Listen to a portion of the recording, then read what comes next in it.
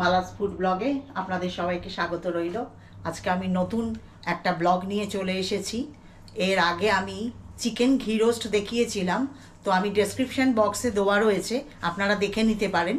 আর অনেকের রিকোয়েস্টে আজকে আমি মাটন ঘি রোস্ট দেখাবো। তো এটা ম্যাঙ্গালোরের ভীষণই একটা ফেমাস রেসিপি। তো আপনারা দেখবেন আমি কি কি নিয়েছি, আপনারা ধৈর্য সহকারে আশা করি দেখবেন। আপনারা এইভাবে এনকারেজ করতে থাকুন আমাকে, আর আমি নতুন নতুন আপনাদেরকে ব্লগ দেখাতে থাকবো। আজকে দেখুন আমি কি কি নিয়েছি। আর তার জন্য আমি 1 কিলো মাটন নিয়েছি। মাটনটা আমি লোকের শরীরের কথা মাথায় রেখে এটা আমি বারবার বলে থাকি যে আমি এই জলটা ফেলে দিই সেদ্ধ করার পর। তো এটা আমি 1 টেবিল স্পুন নুন দিয়ে 4টে সিটি কুকারে দিয়েছি, আর সেই জলটা আমি ফেলে দিয়েছি। তো যারা মনে করেন যে হেলথের জন্য কোনো সময় খেতে পারেন না, বা অনেকের অনেক রকম প্রবলেম থাকে, আজ ব্লাড প্রেশার হাই, কোলেস্ট্রল বেশি, তো এই সবের জন্য আপনি অনায়াসে খেতে পারবেন 1 পিস। তো এইভাবে যদি আমার ব্লগটা দেখে বানান আশা করি উপকার হবে। তো আমি সেই জন্য এই জলটা ফেলে দিই, আপনাদেরকে জানিয়ে দিলাম। দিয়ে আমি এর মধ্যে কি কি মশলা দেব সেটা আর একবার আমি দেখিয়ে দিচ্ছি। এটা আমি চিকেনের বেলাতেও দেখিয়ে দিয়েছি, আপনারা দেখুন আমি কি কি নিয়েছি। তার জন্য দেখুন কাশ্মীরি লঙ্কা নিয়েছি, আর এইটা হচ্ছে মৌরি, সৌঁফ 1 টেবিল স্পুন। 1 টেবিল স্পুন আমি ধনে নিয়েছি গোটা। 1 টিস্পুন আমি জিরে নিয়েছি, গোটা জিরে। আর এটা 15টার মতন দেখুন পিস আমি গোলমরিচ নিয়েছি গোটা। তো এটা একটু শুকনো খোলায় আমি এটা গরম করে নিয়ে তারপরে আমি এটা বেটে নেব।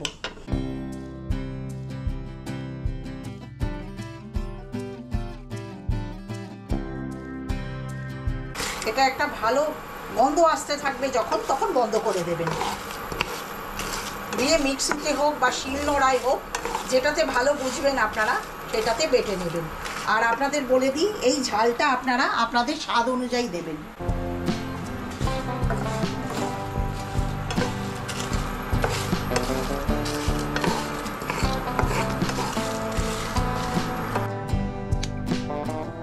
দেখুন এটা হয়ে গেছে, মিনিট 2-1 মতন লাগে এটা। এটা এখন আমি ঠান্ডা করে মিক্সিতে বেটে আপনাদেরকে দেখাচ্ছি। এখন আমি দেখুন একটা কড়াই বসিয়েছি, বসিয়ে আমি 3 টেবিল স্পুন ঘি দিচ্ছি। এটা ঘিতেই হবে, এটা অন্য কোনো তেলে হবে না, রিফাইন অয়েল বলুন বা যে কোনো কিছুতে হবে না, এটা টেস্ট আসবে না। তাই আজকে একটা দিন আপনারা মনে করে নেবেন একটু ভালো খেতে গেলে একটু কি করব, এইটুকু করতে হবে। আর আমরা তো মাংসের জলটা ফেলেই দিয়েছি, তো সুতরাং অতটা অসুবিধা হবে না। ঘিটা গরম হলে দেখুন আমি একে একে, এটা 3টে পেঁয়াজ আছে মিডিয়াম সাইজের।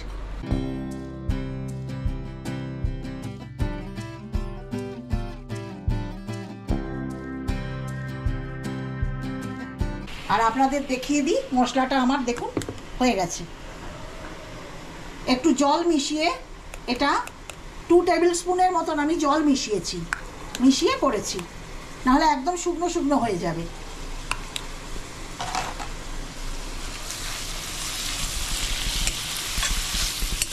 আশা করি আমি আপনাদেরকে যেভাবে দেখাচ্ছি আপনারা যদি সেইভাবে করেন দেখবেন এর স্বাদ অতুলনীয়, অতি অতি সুস্বাদু। আমি একবার এখানে মাইসোরে খেয়েছিলাম, ফিশল্যান্ড বলে একটা রেস্টুরেন্টে, মানে ওখানে এত স্বাদ হয়েছে আপনাদের আমি মানে বলে বোঝাতে পারবো না। আমার এইটা দেখে আপনারা বানাবেন, দেখবেন সেম স্বাদ। আপনারা আমাকে কমেন্ট লিখে জানাবেন ঘরে বানিয়ে। আর আপনারা ভালো থাকুন, সুস্থ থাকুন, আর আমার এটা লাইক করবেন, শেয়ার করবেন, আর সাবস্ক্রাইব করতে ভুলবেন না। যদি না করে থাকেন এখনও, আশা করি করে নেবেন। আর এইভাবে আমাকে উৎসাহিত করুন, আমি আপনাদেরকে নতুন নতুন ব্লগ এনে দেবো।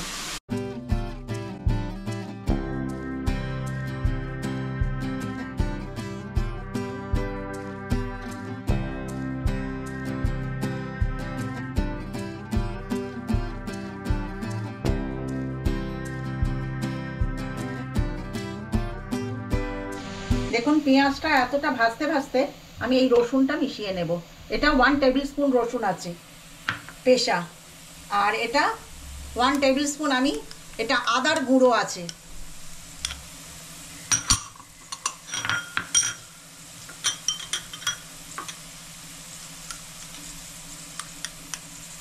এখানে হাফ টিস্পুন আমি হলুদ দিচ্ছি, 1 টিস্পুন আমি নুন দিচ্ছি, কেন যেহেতু আমি এখানে 1 টেবিল স্পুন নুন দিয়েছিলাম সেদ্ধ করার সময়। টক দইটা মেশাচ্ছি, আর তখন স্টোভের নবটা একটু আস্তে করে নেবেন।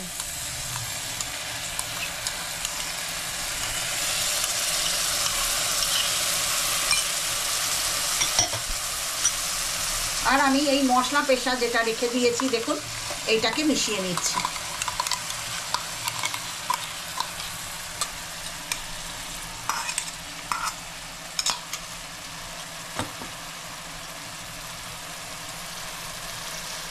এর মধ্যে হাফ কাপের মতন আমি জল দিচ্ছি এই দইয়ের বাটির মধ্যে।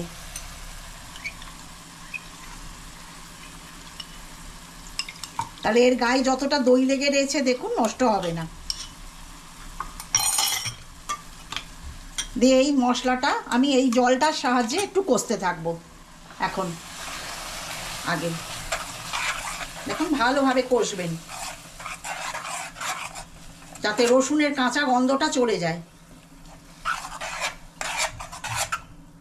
দেখুন কষতে কষতে তেলটা ছেড়ে এসছে ওপর দিয়ে। এখন আমি মাংসগুলো মিশিয়ে দেব, দিয়ে মাংসটাও ভালোভাবে কষবো।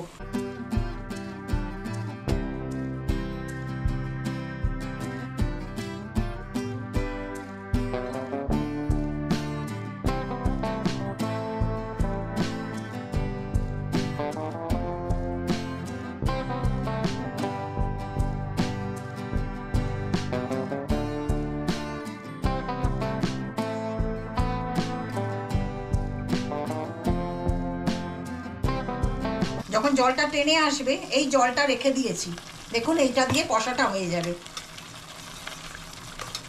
আপনারা প্লিজ এইভাবে করে বানাবেন আর আমাকে কমেন্ট লিখবেন, দেখবেন খেয়ে অতি সুস্বাদু। কখনো কখনো একটু মুখটা চেঞ্জ হয়, দেখবেন একই রকম আমরা রান্না করতে করতে যদি একটু চেঞ্জ হয় তো ভালো লাগে।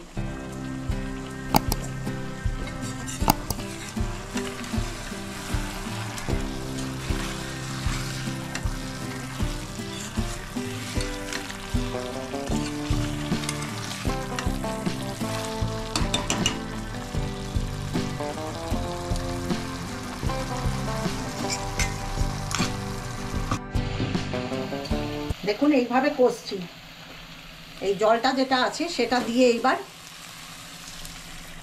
10 মিনিটের জন্য আমি ঢাকা দেব, তাহলেই হয়ে যাবে। দেখুন, আর এটা আপনারা ঝোল ঝোল রাখবেন না, আমি যেভাবে দিয়েছি দেখুন সেইভাবে দেবেন, একটু গাঢ় গাঢ় হয় এটা।